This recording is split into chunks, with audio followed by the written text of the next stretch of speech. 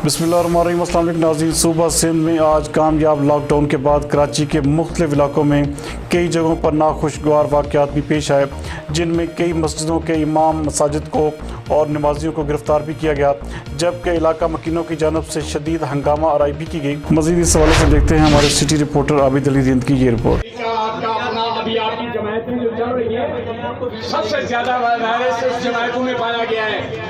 हमारी जमात में नहीं पाया गया भाई, किसी भी जमायतों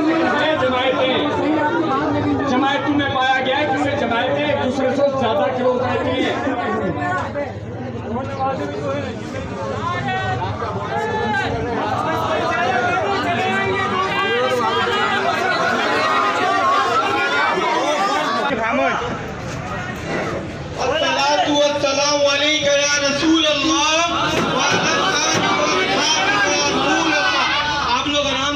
सुनिए क्या बोलना चाह रहे हैं। आपके लिए बेहतरी होगी, सब भाइयों के लिए शोर शराबा कोई नहीं करिएगा।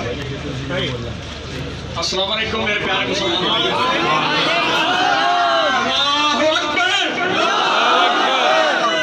मेरे भाइयों, मुझे बड़ा अफसोस है कि हम आपको जमात नमाज पढ़ने नहीं दे रहे।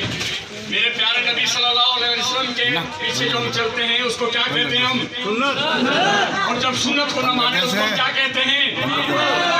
तो क्या काम से बताऊं कि ऐसे ही हालात में हुजूर सल्लल्लाहु अलैहि वसल्लम ने